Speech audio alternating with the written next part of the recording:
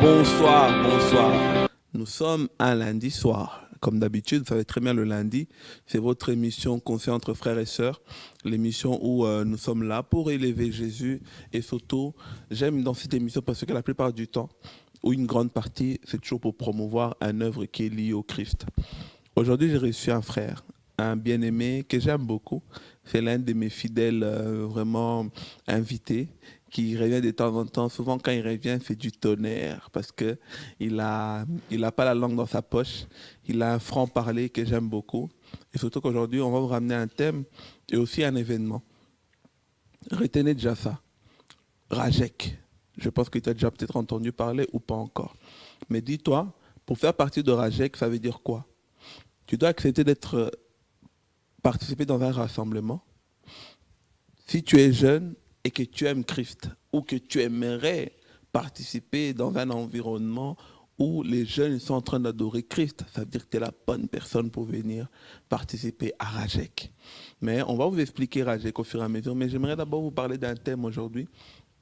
On va parler de la mentalité de notre jeunesse. Mais on va aller au fur et à mesure. Je vais d'abord recevoir mon invité, lui dire plein de choses que vous allez suivre. Allez, restez connectés.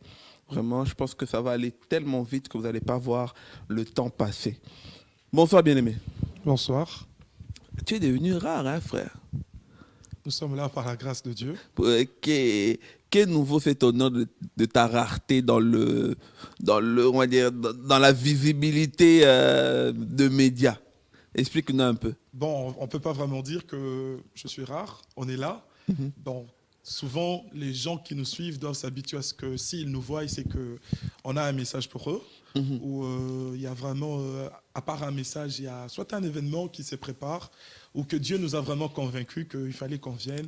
Donc voilà, c'est un peu ça. Amen, amen. Est-ce que tu peux nous amener dans le moment de prière avant de commencer, s'il vous plaît, bien-aimé? D'accord, j'invite aussi tous ceux que nous suivent à prier un peu avec nous.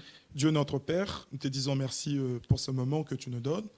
Et Seigneur, nous voulons que tu sois avec nous, que tout ce qui se passera en ce lieu, tout ce qui se dira, soit Seigneur, ô Dieu, pour ton seul honneur. Que ta grâce nous accompagne et que, Seigneur, cette émission soit une édification pour une personne qui va nous suivre et que quelqu'un soit béni. Et c'est là au nom de Jésus-Christ. Amen. Amen, amen, amen. Voilà. Aujourd'hui, on aimerait quand même parler d'un thème de la mentalité de la jeunesse chrétienne d'aujourd'hui. Parce qu'on doit quand même l'analyser. Je pense que tu fais partie quand même de l'un des leaders de cette génération. Que mine de rien, il y a des bonnes choses comme des choses à améliorer, on va plutôt utiliser comme terme. Parlons un peu d'une analyse globale, on va dire. Comment, en parlant un peu du corps du Christ, la jeunesse chrétienne, ceux qui ont accepté le Seigneur Christ comme Seigneur et Sauveur, comment la jeunesse d'aujourd'hui évolue? Quelles sont les bonnes choses ou peut-être les choses à améliorer? Bon, merci bien pour la question que vous venez de poser. Et je crois s'il faut vraiment qu'on parle de la mentalité de la jeunesse chrétienne, s'il faut faire, on va dire, une analyse critique pour aussi rester un peu trop pragmatique, je dirais que, bon, il y a de bons côtés comme il y a de mauvais. Donc, dans l'ensemble, il y a un équilibre qui est en train, tu vois, d'être installé. Mais il faudrait peut-être entrer vraiment dans les détails pour un peu essayer de voir ce qui est plus bien, ce qui n'est pas bon. Mais dans l'ensemble, personnellement, je pourrais dire qu'il y a un équilibre qui s'installe. Ok. Donc, il y a vraiment un certain équilibre qui est en train de s'installer. Ok, donc on va dire dans la forme, ça va. Mais dans le contenu, peut-être, il y a des choses qu'il faudra qu'on améliore. Exactement. Dans la forme, ça va. Je vais donner peut-être un exemple d'emblée. Personnellement, je trouve que ces derniers temps, il y a une certaine tendance de jeunes qui s'intéressent de plus en plus à la chose de Dieu, à l'œuvre de Dieu. Ça, c'est bien, ça, c'est vrai. Ça. Vous remarquez vraiment, même sur les réseaux sociaux, il y a de plus en plus de jeunes. Donc avant, les gens avaient un peu honte de dire qu'ils C'était plus prient. de grandes personnes, en fait. Voilà. Mais actuellement, il faut vraiment remarquer, on a de jeunes dans tout le domaine, que ce soit dans la prédication, dans la chanson, dans l'évangélisation. C'est du même quelque chose à convoitir. Donc, voilà, donc du coup, sur le plan visibilité, si on peut vraiment d'un coup d'œil directement dire quelque chose, il faut dire, ça c'est mon analyse à moi, par exemple, je dis que je trouve que ces derniers temps, le jeune vraiment commence d'une certaine manière à s'intéresser un peu plus dans les choses de Dieu et on le trouve un peu plus nombreux qu'avant. Et surtout qu'il y a quelque chose quand même d'assez intéressant aujourd'hui. On peut remarquer qu'aujourd'hui, avant peut-être souvent, quand on parle d'avant, on va dire, partons plutôt d'une génération peut-être au-dessus de 30-40, même s'il priait quand il était jeune, mais il était difficile qu'il soit entouré que des chrétiens. Oui. Voilà, tu vas voir, il avait donc même s'il priait, même s'il était un bon serviteur, mais tellement que c'était rare d'être entouré des chrétiens, tu vois, il était entouré de tout. Mais aujourd'hui, il s'est devenu possible et réalisable de vivre vraiment, être qu'entouré des personnes qui ont la même foi, la même conception que toi. C'est quand même une bonne chose, ça. En fait, cela est dû au fait c'est un problème de génération, tout simplement. Je vais donner un petit exemple. Vous voyez, par exemple, dans notre pays, parce que moi, je suis d'originaire du Congo, vous voyez quelque chose. C'est que la chrétienté était là, mais c'était plus, on va dire, on était plus dans un cadre de l'Église catholique. Donc, les gens y allaient, le jeune, ça va, c'était un peu... Bon, on ne va pas entrer dans les langues des critiques et tout, mais au moins, on va dire, on va reconnaître ça. Mais vous sentez qu'avec la venue de ce qu'on a appelé... aujourd'hui, on dit les églises évangéliques, mais on disait les églises de réveil, tu vois. La tendance, c'était plus des grandes personnes qui y allaient, tu vois, les grandes personnes qui quittaient l'église catholique, qui partaient dans ces églises évangéliques et tout. Alors, la façon d'agir, le message que les églises évangéliques avaient apporté, tu vois, c'était un peu différent de la norme qui se faisait, que ce soit dans les églises catholiques ou bien protestantes. Alors, vous voyez que les débuts étaient compliqués pour le jeune. Il devrait quitter d'une certaine norme pour entrer dans une autre norme qui est un peu très stricte. Alors qu'on sait que les jeunes, avec les choses qui sont strictes, parfois c'est toujours compliqué, c'est pas toujours un bon mariage. Alors, mais vous remarquez que, ok, prenons les années 80, vous montez, aujourd'hui nous sommes en 2017, on va dire que les églises évangéliques ont pris une certaine place, elles se sont installées. Avec du confort. Voilà. Et du coup, la honte qui existait, on va dire, il y a 30 ans, 40 ans passés, de quelqu'un, par exemple, qui était un jeune, qui va se dire que je suis chrétien, aujourd'hui, on n'est plus dans le même contexte. Il n'y a plus cette honte-là. Vous voyez ? Pour peut-être comprendre cela s'explique même avec le Seigneur Jésus-Christ. Quand le Seigneur est parti, le premier disciple qui sont restés, en fait, c'était une honte. Les gens n'ont jamais compris que le mot chrétien n'a jamais été un mot positif. C'était une honte. C'était en fait une façon d'insulter. Exactement. De dire, oh, voilà ces chrétiens-là, ces gens qui suivent ces Jésus-là. C'était pour se moquer, oui. Exactement. C'était un mot qui était très négatif. Mais aujourd'hui, en plein 21e siècle, quand tu dis que quelqu'un est chrétien, nous ne sommes plus dans le même contexte. Du coup, ce n'est plus une honte. En fait, c'est une façon de se réclamer et on trouve que c'est bien qu'on s'appelle chrétien. Donc, vous voyez que c'est la même chose qui se passe avec le jeune. Au début, moi, je prends l'exemple, par exemple, de mon père qui dit, OK, il s'est baptisé en 1983.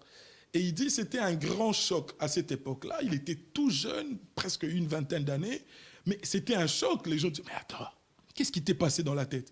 Alors qu'aujourd'hui, nous sommes dans un autre contexte, que c'est vrai que les mêmes choses existent encore, les mêmes moqueries, mais elles diminuent petit à petit parce que, enfin, on va dire que la norme s'est un peu installée.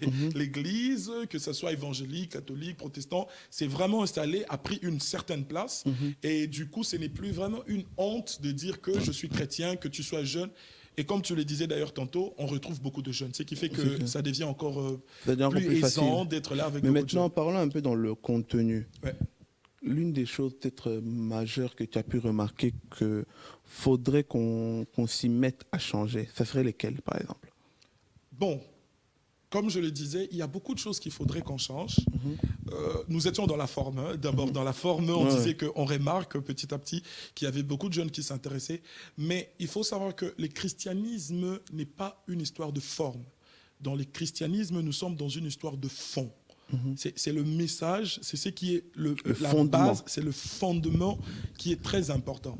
Moi, je pense qu'aujourd'hui, c'est qu'il faudrait que les églises, les pasteurs, les encadreurs doivent vraiment s'atteler. C'est le problème de fondement. Il faudrait que le jeune qui vient à Christ essaye vraiment d'entrer dans la base, qu'on comprenne qu'est-ce qui est caché. En fait, il faut quitter et sortir, je veux dire, de ces conforts-là, de dire, OK, je suis chrétien maintenant, c'est comme je disais, un mode, voilà, je peux mettre sur Facebook un verset biblique et tout. Non, il faut quitter dans ces trucs-là. Il faudrait maintenant entrer dans la base, c'est-à-dire la vie chrétienne en elle-même, les exigences qu'elle demande, tu vois, Et toutes ces choses-là, c'est ce qui est maintenant important. C'est là maintenant qu'il faut travailler. Donc, il ne faudrait pas seulement avoir beaucoup de jeunes à l'église qui viennent, qui acceptent, parce qu'il y a un danger. Aujourd'hui, moi, je connais beaucoup de jeunes qui viennent à l'église, c'est bien, mais ils se font une certaine vision de Dieu. Chacun veut avoir son opinion. Ok, moi, je pense, avec les études que je fais, Ils avec veulent ce que j'ai l'excellence, lu, selon eux. pas seulement l'excellence, c'est-à-dire chacun veut se créer sa propre ou son propre christianisme en fait. Ok. Ok, je suis intellectuel, j'étudie, j'ai lu ceci, je pense que ceci. Oui, vous dites ça, mais moi je pense que je peux emmener une certaine critique. Alors, vous voyez, ce sont ces choses-là qu'il faut vraiment essayer de régler. Il faudrait dire aux gens, écoutez, dans les choses de Dieu, nous ne sommes pas dans je pense, je trouve. On est dans une exactitude. Ce qui est dit, c'est ce qui doit être fait. Et il faut obéir. Donc, c'est vraiment le grand travail qui doit maintenant être fait, en fait. Emmener les gens dans ce fondement-là, leur dire que c'est bien, vous avez cru, mais la vie, il y a des exigences, il y a des choses qu'il faut obéir, il y a des choses qu'il faut vraiment abandonner. Et il ne faut pas que vous ayez votre propre opinion de dire, moi je pense, moi je fais ceci, mais que vous entrez vraiment dans la vraie pensée et l'opinion de Dieu. Aujourd'hui, lorsque tu expliques ça, on voit que l'église locale, il a un rôle majeur. Oui. Mais aujourd'hui, nous voyons qu'il y a certaines personnes qui pensent ou ils banalisent l'église locale. Ils préfèrent rester à la maison, suivre des pasteurs sur Internet, ou il y en a d'autres, même ils sortent des théories comme quoi l'église locale n'a pas son importance, etc. Et tout.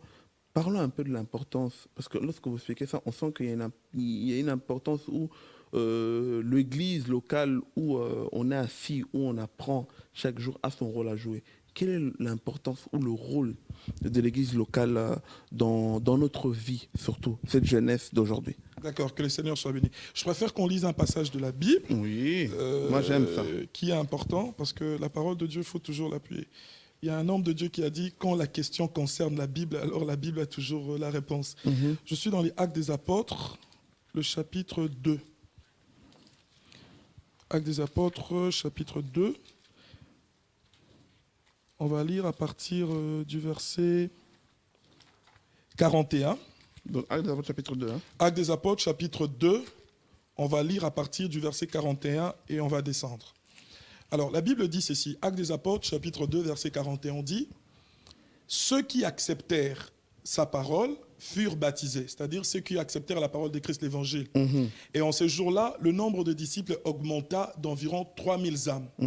Verset 42, on dit « Ils persévéraient dans l'enseignement des apôtres, dans la communion fraternelle, dans la fraction du pain et dans les prières. Amen. La crainte s'emparait de chacun et il se faisait beaucoup de prodiges et de miracles par les apôtres. » Verset 44, qui est important, on dit « Tous ceux qui croyaient étaient dans le même lieu et ils avaient tout en commun. » Alors, vous comprenez que dès les débuts de l'Église, avec les apôtres, ces désordres-là n'ont pas existé. On dit, ceux qui ont cru ont été baptisés et tous étaient dans un même lieu. Pourquoi est-ce qu'ils devaient être dans un même lieu? Pourquoi? Parce que dans ces mêmes lieux, Dieu a prévu quelque chose pour ceux qui croyaient. C'est ce qu'il nous dit dans le début. On dit, ils persévéraient dans l'enseignement des apôtres. Alors, les gens doivent comprendre quelque chose, surtout ceux qui nous suivent. Parce qu'aujourd'hui, il y a beaucoup de gens qui disent, oui, tu peux rester chez toi à la maison, tu ne peux pas aller dans l'église. Qu'est-ce qui se passe? L'église, il faut que les gens la comprennent. Le Seigneur Jésus est venu. Il est mort sur la croix. Il a émis un projet. Son projet, c'était de faire l'église, son épouse. Vous voyez? Alors, le Seigneur, après avoir fini sa mission, il part. Mais il laisse l'église qui a commencé. Il y a des gens qui doivent venir adhérer à cette église. L'église du Seigneur, c'est une nouvelle mentalité, c'est une nouvelle vie, c'est tout de nouveau. Ça n'a rien à voir avec tout ce qui a été fait jusque-là. Alors, ceux qui acceptent le Seigneur doivent maintenant être enseignés par rapport à cette nouvelle vie qu'ils ont acceptée. Eux, ils disent que par Internet aussi, ils sont enseignés. On va y arriver, frère. Je voudrais que les gens comprennent quelque chose. D'abord, c'est ça le but. Alors, la Bible dit ceci. Ces gens, quand ils viennent, il y a un but. Ils doivent être enseignés, apprendre des choses, comprendre quelle est la volonté de Dieu. Alors, Dieu, maintenant, a placé des gens pour faire cela. Et vous le retrouvez dans Éphésiens chapitre 4, à partir de 11.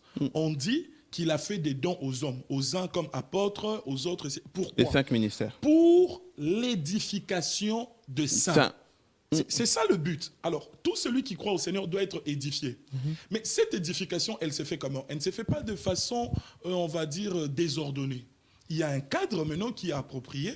C'est ce qu'on appelle l'église locale. C'est-à-dire, c'est ces lieux-là où ceux qui ont reçu le Seigneur viennent pour être perfectionnés, pour être édifiés par les personnes que le Seigneur a mandatées.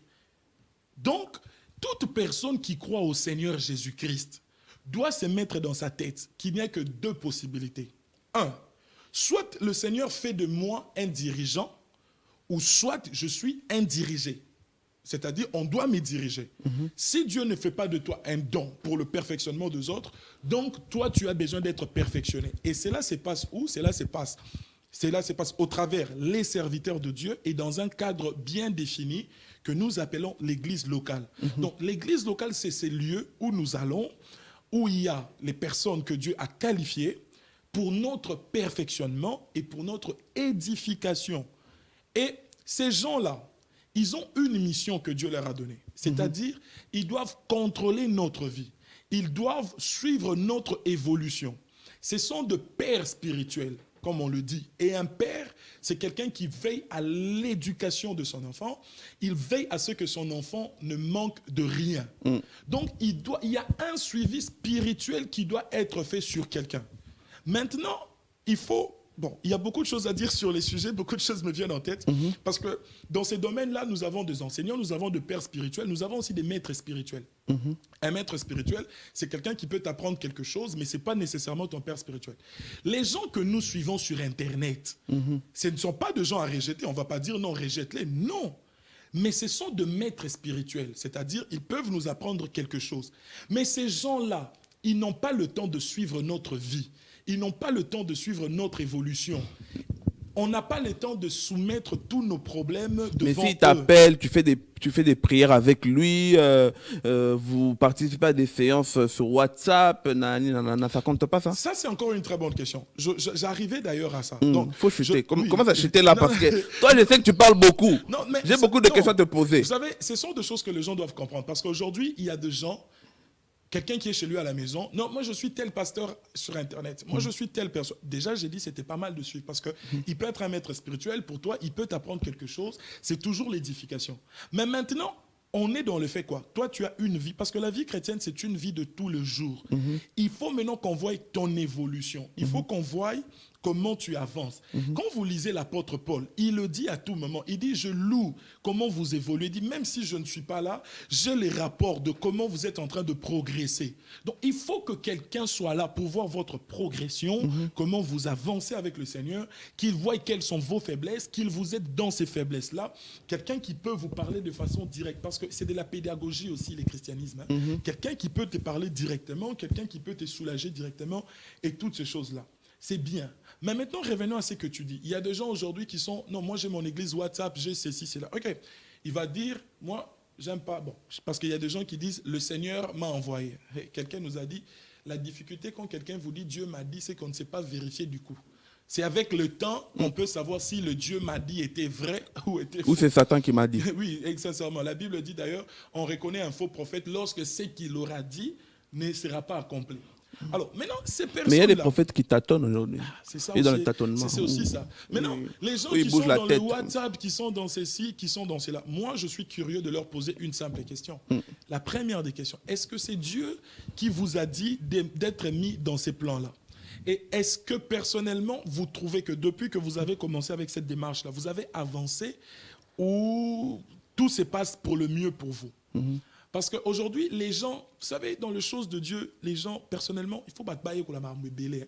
Les gens s'attachent à des gens suivant le succès, en fait. Ok, ces derniers jours, le frère John fait beaucoup de succès, je m'attache à lui. Ou suivant une parole qui a plu à son cœur. Oui, une parole qui a plu, ou bien parce qu'on est jeune. Ok, quand je vois Coach Solution, il s'habille tellement bien, ok, je m'attache à lui parce qu'on a le même style.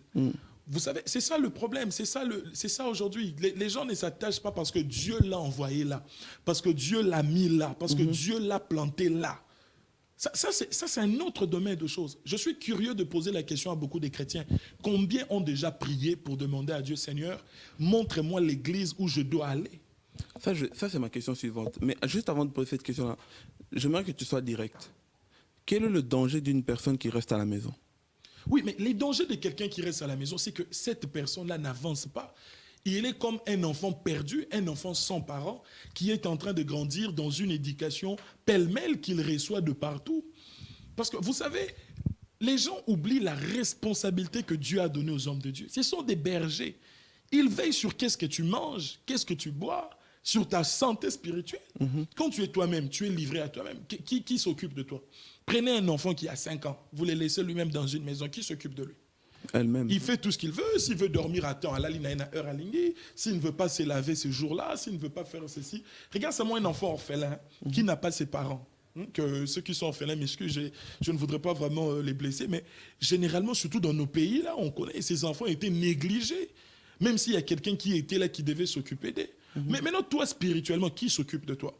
Tu fais bon comme tes sembles, tu as ta propre explication. Tu es comme un enfant perdu. Tu es comme un enfant perdu. Est-ce que y a-t-il ou peut-être comment reconnaître une bonne église ou une mauvaise église? Mais ça encore, c'est une très bonne question. Il y a beaucoup de choses pour reconnaître une bonne et une mauvaise église. Mais moi, je voudrais donner aux gens une seule voix pour ne pas qu'on fasse beaucoup de débats. Si quelqu'un pense que c'est un enfant de Dieu, qu'il a reçu le Seigneur, il pense qu'il est dans une mauvaise église, très simple comme conseil, va prier le Seigneur. Dieu te montrera. Fais des prières. Moi, je suis étonné de voir quelqu'un qui peut jeûner 21 jours pour demander le mariage à Dieu, mais quelqu'un ne peut pas jeûner même un jour pour sa vie spirituelle. Jeûne pour ta vie spirituelle. Moi, je demande cela aux gens. Les gens qui restent à la maison, oh, les églises m'ont déçu. J'étais dans une église, le pasteur a engrossé tel jeune frère, cette fille. C'est vrai que ce sont des chocs. Parce qu'il y a des gens, il faut le dire, une vérité, il y a des gens qui s'attachent à des personnes aussi. Oui, il y en a aussi ces derniers temps. Je quitte telle église parce que le message de pasteur ne me touche pas. Voilà. Est-ce qu'on peut quitter une église parce que le message de pasteur... À toutes ces personnes-là, nous n'avons qu'une seule parole. Si réellement vous êtes des Christ, questionnez Christ. Allez prier. Moi, je suis curieux que les gens prient. Il ne faut pas prendre une décision par rapport à un seul cas. Je vais te donner un exemple dans la Bible. Le prophète Élie s'est retrouvé dans une période très difficile où beaucoup de gens avaient abandonné la foi, où tout le monde s'adonnait à des pratiques païennes. Les dieux, les prophètes des Baals prenaient beaucoup de place. Mais lorsqu'il s'est plaint pour dire, qu'est-ce qu'il dit dans la Bible? Il dit... Il dit à Dieu, je suis resté seul. Mais regarde le Seigneur qui vient le reprendre. Dieu lui dit, écoute, ne dis pas que tu es resté seul parce que je me suis réservé encore 7000 autres. Donc, c'est-à-dire, lui ne connaissait pas ces 7000 hommes. Moi, je veux dire à quelqu'un, frère, tu veux me dire vraiment, nous sommes ici à Bruxelles. Quelle est cette personne qui peut s'élever et dire que toutes les églises de Bruxelles sont corrompues? Même s'il y a 2000 églises africaines. Il n'y a personne, papa. À moins que Bissonios au Belgique, Dieu ne nous connaît pas. Alors, moi, c'est ce que j'ai dit aux gens. Parce que si on entre dans le débat, écoute, une bonne église, il y a ceci, il y a cela, c'est vrai. On peut donner des caractéristiques. Mais moi, je propose aux gens une bonne voie. Va prier. S'il faut gêner, il s'agit de ta vie spirituelle. Jeûne, dis à Dieu, Seigneur, montre-moi où est-ce que ton nom est loué. Où est-ce que je peux aller prier. Dieu, certainement, si c'est le vrai souci, si vraiment ça vient de ton cœur, Dieu répondra. Pour terminer dans ce volet-là, oui. Est-ce que pouvons-nous grandir dans la foi en restant à la maison? Non, on ne peut pas grandir en restant à la maison. Pour la simple raison, écoute, pour grandir, c'est comme je dis, c'est ce que les gens ne comprennent pas. Le chose de Dieu, c'est vraiment comme la vie de tous les jours. Le Seigneur parle de la nouvelle naissance, de Nabota Misika, je suis un bébé. Il faut que je grandisse, il faut que quelqu'un me donne de la nourriture, il faut que quelqu'un que quelqu'un s'occupe de moi. Paul parle quelque part, il dit des bébés spirituels à qui on donne encore les laits, on ne peut pas donner des rudiments solides. C'est ça l'évolution dans la chrétienté. Il faut avancer jusqu'à ce qu'on devienne un homme mature. Comme le dit dans Ephésiens 4, verset 13, si je ne me trompe, on dit jusqu'à ce que nous atteignions la stature de l'homme parfait. Donc, c'est-à-dire, on grandit dans les choses de Dieu. On était bébé, on devient enfant, on devient mûr, on grandit aussi dans les choses de Dieu. Et surtout, j'aime la suite de ce verset-là, quand Paul il dira que nous soyons plus de personnes flottant, voilà. En menant à tout vent. Donc, quand tu es seul, tu ne peux pas grandir. Pourquoi? Parce que tu t'es fait une propre idée. Il faut que quelqu'un te dirige, il faut que quelqu'un te guide. Et cette personne-là, même si tu la suis à la télévision, elle ne pourra pas faire ce travail-là. Il y a certains travaux qui seront faits parce qu'on a un contact direct. Vous voyez, dans nos églises, quelqu'un peut dire, mais les églises où il y a 1000 personnes, 10 000 personnes, vous remarquerez que dans ces églises-là, il y a le système des entités. Il y a les entités de jeunes, de mamans, de ceci. Dans d'autres assemblées, on crée de foyers. Moi, je connais une église au Nigeria. Ils sont tellement nombreux qu'on a créé de foyers où il y a des responsables. Pourquoi? Parce que tout le monde ne peut pas venir vers le pasteur. Le pasteur transmet, mais il y a de foyers dans des communes, dans ces... Le but étant lesquels? Qu'on te suive. Paul était au courant de toutes ces églises. Il savait ce qui s'est passé. Il devait être au courant. On devait lui faire rapport. Quand ça n'allait pas et que lui-même ne pouvait pas partir, il envoyait quelqu'un. Il envoyait Tite, il envoyait certains frères. Il devait être au courant de ce qui s'est passé. Il leur disait, j'ai de la jalousie pour vous. Il ne pouvait pas les laisser partout passer. C'est ça le chose de Dieu.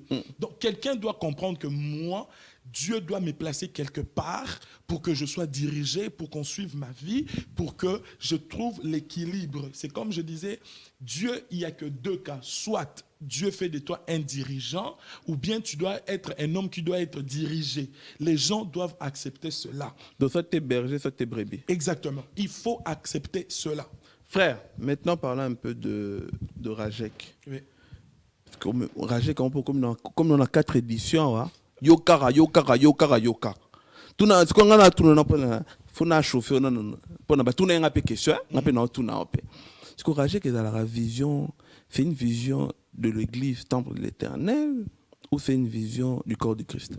Bon, que Dieu soit béni pour la question. Alors, pour la petite histoire de Rajek, qu'est-ce qui se passe? Rajek, c'est que l'église temple de l'Éternel, avec la jeunesse qui était là, il y a des gens qui étaient là, qui ont travaillé, qui ont vraiment très bien travaillé. Je salue en passant le frère Jonathan Koumou, qui ont travaillé dans la jeunesse, qui ont vraiment apporté leur pierre. Mais on est en 2014. Il y a certains jeunes qui se sont distingués dans les choses de Dieu, notamment moi et le frère Hervé, que les gens connaissent bien. Alors, on montait, on était dans la prédication et tout. Le pasteur a dit, OK, il y aura réunion de jeunes. Il a donné la date. Et nous, avec la grâce de Dieu, on s'est dit, OK, on veut faire en sorte que ce que nous avons ici ne reste pas que pour nous, que d'autres jeunes aussi puissent en bénéficier. Voilà pourquoi d'ailleurs, dans notre église, bon, je parle de notre église, l'église locale Temple Éternel, on n'a jamais dit jeunesse Temple de l'Éternel, contrairement à beaucoup d'églises. Nous, on a dit, OK, nous sommes un rassemblement de jeunes pour Christ. Alors, on n'a pas voulu faire une typification pour dire temple de l'Éternel. On a dit des jeunes, que tu sois de quelle église, de quel partout tu es, rassemblement de jeunes pour Christ. Parce que le souci était, ce qui était chez nous, ce qui se faisait, qu'on puisse le dire aussi à d'autres personnes, que d'autres personnes soient au courant. Donc Rajek peut aussi sortir de l'église temple de l'Éternel. Exactement. Rajek peut aussi sortir de l'église temple de l'Éternel, mais je voudrais souligner quelque chose pour dire aux gens, bien que cette vision, nous voulons faire partager, mais c'est toujours sous la direction de notre Père. Donc, toute proposition, tout ce qui se fait, lui en tant que notre berger, il canalise ce qui se fait. Mais vraiment, heureusement, c'est un homme qui est cool, qui comprend, qui est apte à comprendre la vision qui se fait, qui nous a fait confiance pour Rajek. Vraiment, c'est quelque chose, le Rajek, c'est pour faire bénéficier tous les jeunes de cette petite grâce que Dieu avait mis en nous. C'est comme ça, comme je l'ai dit tantôt, on n'a jamais dit jeunesse temple de l'Éternel. Nous, on a dit rassemblement de jeunes pour Christ. Jeune, tu es de partout, de Liège, de Paris, de tout, tu es Rajek. Ok. Et là, c'est la 4e édition. Oui, là c'est la 4e édition. Donc c'est comme je disais, on a commencé, en fait il y avait des réunions de jeunes temple de l'Éternel à l'église, hein, mais vraiment parler de Rajek, on a commencé en 2014. 2014, je me rappelle, la première édition, c'est d'ailleurs le frère Hervé qui avait prêché. Lui il a prêché, moi j'étais modérateur. La 2e édition on a fait en 2015. En juillet, c'est moi qui ai prêché et le frère Hervé était modérateur. Et la 3e édition, on a invité notre papa que j'aime bien, l'évangéliste Odon Elwanga. C'est lui qui était à la 3e édition. Et la 4e édition, c'est celle-ci. Par la grâce de Dieu, nous encore, nous allons revenir. Ok. Maintenant, je pense que dans chaque chose, on vise toujours quelque chose encore de nouveau. Oui. Quelle est la spécificité, si on peut dire, de la 4e édition que vous visez aujourd'hui, que peut-être dans la 3e il y a eu, ou dans la 2e il y a eu, mais que cette année c'est vraiment encore une conviction en plus? Vraiment, pour tous ceux qui nous suivent, cette fois-ci, on l'appelle Rajek 4e édition, nous l'avons appelée édition évangélique. Ok. Pourquoi est-ce qu'on dit évangélique? Parce que Dieu nous a mis à cœur quelque chose. Le Seigneur nous a dit, cette œuvre, elle est grande. J'aimerais, pour cette fois-ci, sauver des personnes. Et vraiment, c'est l'idée, c'est la pensée. Cette fois-ci, c'est vraiment de l'évangélique. Quand vous dites sauver des personnes, vous voulez dire quoi par là? C'est-à-dire, Dieu voudrait que ceux qui viendront ce jour-là, avec tous leurs problèmes, avec ce qu'ils auront, avec leurs connaissances, qu'ils reçoivent un message qui va changer leur vie, qui va leur orienter et qui fera en sorte que ces personnes s'attachent encore au Seigneur. Vous voyez, à la première édition, par exemple, on a dit « jeunes face à la mondialisation ». Tu vois, c'était les débuts, il fallait vraiment qu'on mette l'accent sur quelque chose. La 2e édition, on a dit « ces jeunes qui ont bouleversé le monde ». Et la 3e édition, on a dit « comment être jeune et vivre sa chrétienté ». Et cette fois-ci, on dit que personne ne méprise ta jeunesse. Le but, vraiment, c'est ce que le Seigneur nous a mis à cœur, c'est de parler de façon évangélique. C'est-à-dire, ça sera une édition évangélique où le but, vraiment, ce serait d'expliquer à ceux qui viendront que Christ a besoin d'eux, Dieu les cherche, Dieu a envie de travailler avec eux, Dieu veut qu'ils donnent leur vie à Christ, Dieu veut leur donner une certaine valeur, Dieu veut mettre quelque chose en eux, Dieu veut poser une sémence en eux. C'est pour cela que nous avons dit que personne ne méprise ta jeunesse. Pourquoi? Parce que le jeune, il faut le dire, quand on est jeune, la jeunesse est synonyme de immaturité, enfantillage, manque d'expérience, problème. Et toutes ces choses font en sorte qu'il y a de préjugés. On est méprisé d'une certaine manière. C'est-à-dire, les gens nous voient pour rien. Ah, c'est un jeune, qu'est-ce qu'il connaît? Il n'a encore rien fait et tout. Alors, c'est là, toutes ces choses empêchent aussi beaucoup de personnes de s'épanouir dans les choses de Dieu, de bien évoluer. Voilà pourquoi cette fois-ci, on a dit, écoutez, vous jeunes, Dieu a besoin de vous. Dieu a un projet pour vous. Dieu vous connaît. Dieu sait ce qu'il veut faire de vous. Vous êtes l'avenir de demain. Dieu se suscite et Dieu crée une nouvelle génération avec vous. Mais maintenant, vous ne devrez pas vous laisser abattre par toutes les mauvaises choses qu'on vous dit, par les petites, les bacales qu'on est en train de vous faire. Alors, c'est pour ça qu'on dit que personne ne méprise ta jeunesse. Donc, c'est ça qu'on dira aux gens. J'aimerais qu'on fasse quelque chose qu'on n'a pas l'habitude de faire, mais ça sera vraiment quelque chose de bien. Je demanderais que tu regardes cette caméra là-bas. Oui. Moi, je te poserai des questions me mettant dans la peau. Je prendrai 3 types de jeunes. Oui. Je vais décrire, je parlerai comme si je suis le jeune en question, en décrivant mon problème, et tu devras me dire comment Seigneur Jésus va m'aider dans mon problème en venant ce jour-là. Ok. Donc, toi, tu regardes là-bas. D'accord. Je prends une situation.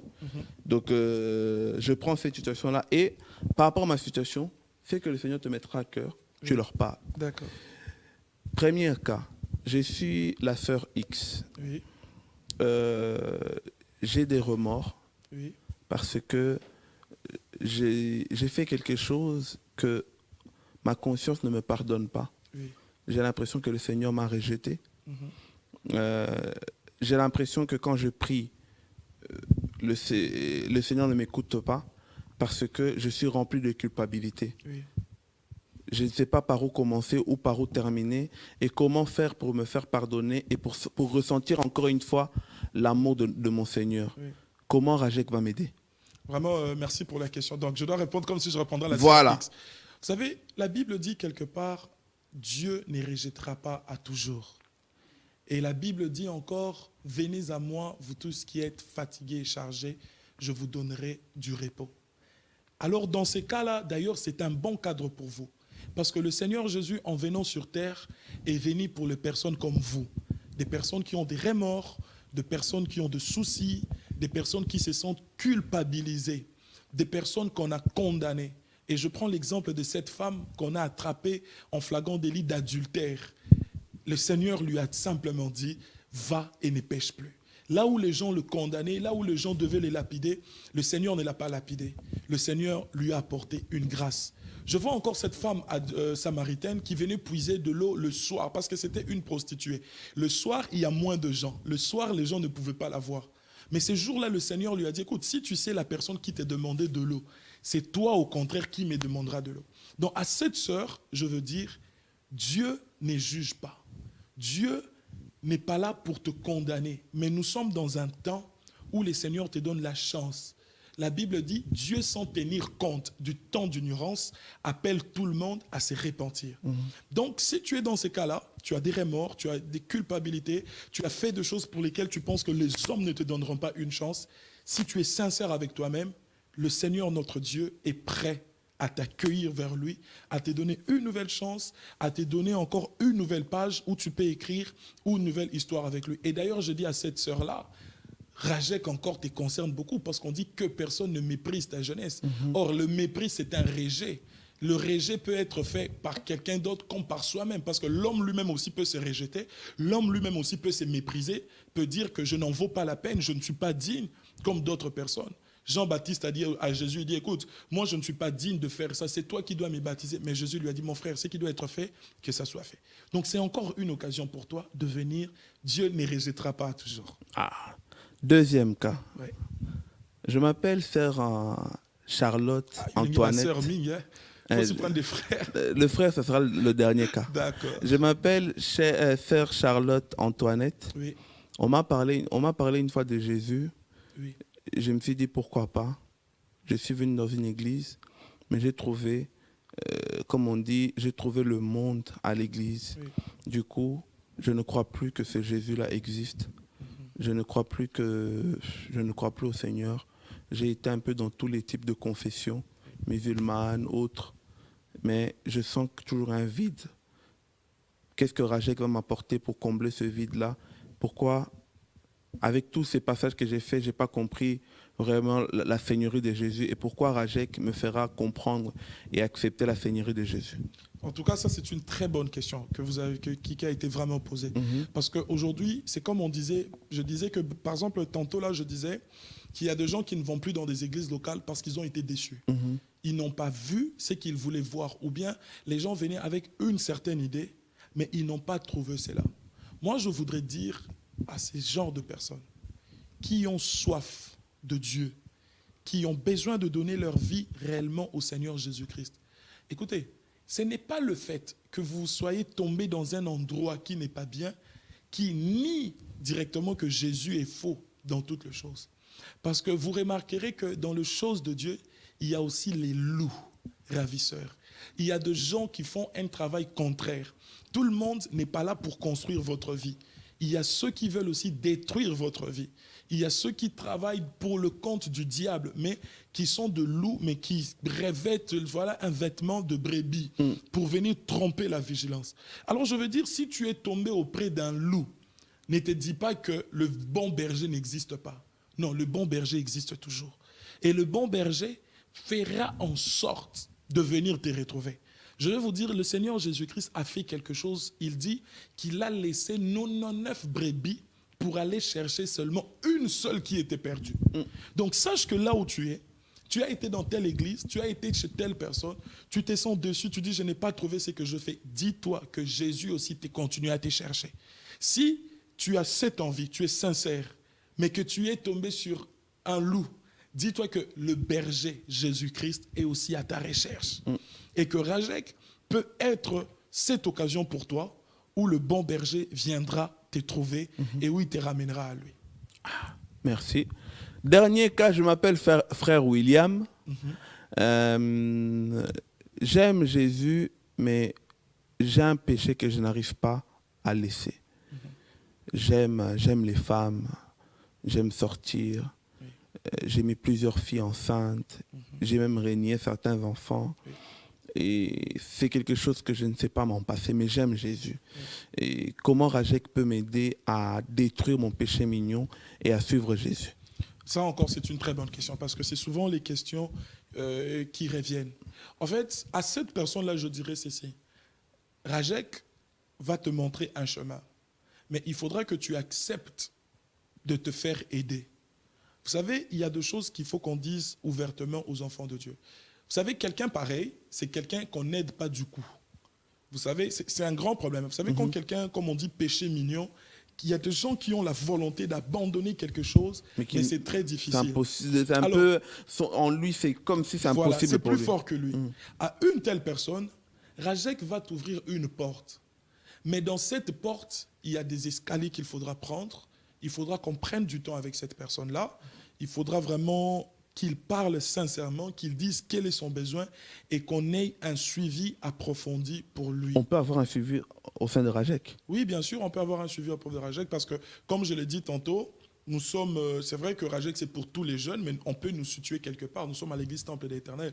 Du coup, il y a des serviteurs de Dieu qui sont là, nous-mêmes on est là, il y a le pasteur qui est là, il y a beaucoup de personnes qui peuvent aussi vous aider petit à petit. Il y a aussi des témoignages, il y a d'autres frères qui étaient peut-être dans le même cas que vous. Et toutes ces choses-là peuvent aussi vous aider. Donc pour quelqu'un comme ça, nous vous disons que Rajek, c'est une porte. Vous aimez déjà le Seigneur, mais dans cette porte, il y a des escaliers que nous devrons monter avec vous. Il faudra petit à petit vous aider à avancer. C'est comme ça que je disais que les choses de Dieu, c'est de la pédagogie à un certain moment aussi. Les gens doivent comprendre ces choses. Voilà pourquoi quelqu'un comme ça, par exemple, s'il reste chez lui à la maison, je suis à la télévision, je suis ceci. Ok, c'est bien de suivre une vidéo 1 heure. Mais après les 1 heure, tu coupes ton ordinateur, tu sors, tu es maintenant face à la vraie vie. Tes envies reviennent, les mêmes choses reviennent. Mais quand tu as quelqu'un, tu as des gens qui te font des témoignages, des gens qui sont aussi proches de toi, tu vois, et avec l'aide de Dieu, parce qu'il ne faut pas oublier ça. Les hommes, nous, on donne la parole, mais c'est le Seigneur qui convainc, c'est le Saint-Esprit qui fait le grand travail. Amen. Alors avec l'aide de Dieu, mais Dieu travaille toujours au travers des hommes. Donc ça aussi, il faut retenir. Dieu ne travaille pas dans le hasard. Dieu utilise nécessairement et obligatoirement des hommes. Et ça, c'est comme ça dans toute la Bible. Vous n'irez nulle part où, même Paul, qui a rencontré Jésus en cours de route, le Seigneur Jésus qui est venu prêcher Paul, il a dit à Paul, écoute, lève-toi, va à Damas, tu trouveras quelqu'un qui te dira ce que tu devras souffrir pour moi. Donc Jésus ne l'a pas envoyé comme ça sauvagement, Paul Kende. Non, il fallait il fallait quelqu'un qui les baptise, quelqu'un qui prie pour lui. Donc du coup, à cette personne, je dirais, Rajek t'ouvrira une porte. Si vraiment c'est ton besoin, il y a des escaliers, il y a des serviteurs de Dieu qui seront là et tu pourras monter petit à petit. Cela t'aidera et nous croyons qu'avec l'aide du Saint-Esprit, tu changeras. Et Rajek, c'est où? Ça sera où? Le lieu, l'heure, juste parce que c'est vrai qu'on a parlé de Rajek, mais on n'a pas présenté l'endroit où ça aura lieu et quelle date surtout. Voilà, donc du coup, je voudrais un peu revenir. Rajek, comme on l'a dit, c'est rassemblement de jeunes pour Christ. Donc c'est un rassemblement où le jeune se rassemble pour Christ. Donc tout ce qui sera fait, tout ce qui sera dit, aura comme centre Christ. Donc que vous soyez musulmans, que vous soyez d'autres, lorsque vous venez dans ces rassemblements, on essaie déjà de vous dire que ici nous louons Christ. Parce que d'autres personnes viennent par curiosité. On a déjà reçu des jeunes qui venaient par curiosité pour voir qu'est-ce qui se passait. Mais c'est encore bien, nous on aime ça aussi. Mais on est vraiment centré sur la personne de Christ. Alors, pour 2017, nous sommes à la 4e édition. Et Rajek se tiendra le samedi 26 août 2017. Okay. De 15h à 19h. Ça semble beaucoup parce que beaucoup de jeunes disent 4 heures du temps. Mais quand vous venez, à un moment, ça devient tellement serré. Par expérience, il y a des gens qui nous ont dit on aurait dû commencer plus tôt. C'est quand on finit que les gens disent est-ce qu'on ne peut pas faire une autre édition là directement? Est-ce qu'on ne peut pas encore revenir la semaine prochaine parce que c'est tellement bon. Donc ça, c'est une petite expérience en 4 éditions quand même. Donc du coup, les 4 heures, il faut minimiser parce que le programme est tellement serré à un moment que la soif reste. Alors, c'est le 26 août 2017, comme je dis, de 15h à 19h. Nous, ça sera à l'église Temple de l'Éternel. Alors, l'église Temple de l'Éternel, nous sommes situés dans la ville de Bruxelles, dans la commune de Jette, sur l'avenue Uytenove, numéro 49. Ok. Uytenove, c'est plus vers Pananeus ou Belgique? Alors, ce qui est bon, c'est que tu peux descendre dans toutes les 2 stations, tu arriveras. Soit Belgica, soit Pananeus. Donc, c'est vraiment pas un endroit assez perdre. Si vous descendez à Belgica, par exemple, vous sortez, vous prenez juste votre droite, vous longez la rue de métro, c'est la 1re avenue. Donc vous verrez d'ailleurs, c'est écrit. Et d'ailleurs, il y a un tram qui passe par là, c'est le tram 51. Et si vous allez vers Stade, c'est l'arrêt Odon-Warland. Donc, du coup, c'est une avenue connue, il n'y a pas de problème. Si vous descendez, que ce soit à Pananeus ou que ce soit à Belgica, vous demandez rue Uytenove. Nous sommes là, au numéro 49. Vous entrez, vous nous trouverez. Ok. Frère, Que Dieu te bénisse abondamment. Comment on doit se préparer pour venir à Rajek, pour terminer par là? Bon, je demande à tous les jeunes, à tous ceux que nous suivent, préparez-vous bien dans les Seigneurs. Il y a de bonnes choses qui sont prévues pour vous. Est-ce qu'il y a des invités d'honneur ou il y a des choses bien spécifiques ce jour-là? Non, il n'y a pas d'invités d'honneur. Il y a des enfants de Dieu qui vont se réunir. Mais dans les enfants de Dieu, il y a certains à qui Dieu a fait une certaine grâce qui puissent venir. Et parmi ces grâces-là, on a quelques personnes qui viendront pour communier aussi avec nous. Parce qu'on a vu quand même dans l'affiche, il y a quand même des frères et sœurs que Dieu est en train d'utiliser puissamment quand même ici en Europe. Exactement. Bon, on a le frère Jonathan Matanda qui sera avec nous, qui déjà a sorti son album bientôt aussi. On a le frère Edinho Maestro, qui avait fait un concert récemment. Il chante bien. Et Dieu a voulu qu'il y ait aussi l'adoratrice de Dieu, la sœur Rosny Kaïba. Elle vient de l'Hollande. Et oui, elle vient de la Hollande. Donc, du coup, nous aurons ces personnes-là, de jeunes qui aiment vraiment l'œuvre de Dieu, et aussi d'autres personnes qui viendront de Paris, de partout, qui peuvent venir. Donc, et là, je profite pour dire à tout le monde, venez, parce que souvent, venez de partout. Vous êtes en Allemagne, à Paris, venez, parce qu'il y a des gens qui font aller-retour, qui viennent. Donc, c'est vraiment un très beau cadre. Et aussi, nous, comme étant jeunes, on ne s'occupe pas que du côté spirituel. Donc, il y aura du spirituel. Mais il y aura aussi, après le spirituel, vraiment... Il y aura la nourriture spirituelle comme la nourriture charnelle aussi. Exactement. Il y a un dîner qui est toujours préparé durant les 3 éditions. Donc, voilà. C'est bon. En tout cas, on sent qu'on sera tous là. Moi, je t'invite. Bien-aimé, viens ce jour-là, ne reste pas à la maison, c'est le 26 août, tu as le temps de te préparer. C'est le dernier week-end avant le mois de septembre, ça va te préparer à ta rentrée, tu remettras plein de choses entre les mains du Seigneur, demanderai déjà la réussite, vraiment la persévérance pour que ton année soit vraiment magnifique. Cela ne t'empêche pas. Ça ne veut pas dire qu'on va t'accaparer de rester dans l'église Temple éternel. Non, c'est pour le rassemblement de Christ. Tu peux avoir ton église locale, mais ce jour-là ne t'empêche pas de venir se rassembler au nom du Christ et puis partager, surtout dans le verset, comme on a dit, donc persévérer dans la communion fraternelle, élever le nom de Jésus, invite. C'est un événement où l'invité invite. Donc, comme le frère a expliqué, on a donné un peu 3 cas. Je pense que tu te retrouves là-dedans, ou peut-être si tu te retrouves de près, où tu as un problème. Tu as envie de te retrouver au milieu des jeunes. Parce que tu sais, parfois, en te retrouvant juste autour de toi, voir des jeunes comme toi, adorer le Seigneur, prier, invoquer le Seigneur avec une vaillance, tu verras que toi-même, tu te diras, ah, si lui peut, moi aussi je peux. Alors viens ce jour-là, à force d'être entouré des bonnes personnes qui sont là pour pouvoir contempler le Seigneur, adorer, invoquer, vraiment demander que le Saint-Esprit puisse régner en ce moment-là, c'est vraiment merveilleux. Ne manque pas. Nous, en tout cas, on sera là pour adorer, parce que même si on est là aujourd'hui, on présente et le frère répond, mais ce jour-là, nous tous, on sera des enfants devant un papa en train de l'invoquer. Juste notre plaisir sera vraiment que nous puissions élever le Seigneur avant d'anangwende. Alors ne reste pas à la maison, franchement, parce qu'on va élever le Seigneur Jésus à un point que vraiment on ne va pas éviter. Donc ne manque pas, vraiment le 26 août, on est là le samedi 26 août de 15h à 19h. Que le Seigneur vous bénisse abondamment. N'oubliez pas votre TV La Foi en Jésus tous les jours, 7 jours sur 7, 24 sur 24 sur www.tvlafoinjésus.net. Nous, Jeunesse Lève-toi, jeudi à 21h et concert entre frères et sœurs tous les lundis à 21h. L'information de Rajek, vous ne savez pas comment vous joindre, comment y aller, contactez-nous, on sera vous orienter. De toute façon, sur nos pages, toute l'équipe Jeunesse Lève-toi, toute l'équipe de RTFJ, vous allez voir, on va essayer de mettre les informations. Frère Nathan aussi, William, vous tapez seulement Nathan, William, Omba, vous allez le voir directement, on saura comment vous orienter. Nous sommes là pour vous servir. Allez, que le Seigneur vous bénisse abondamment. À très très bientôt, au revoir.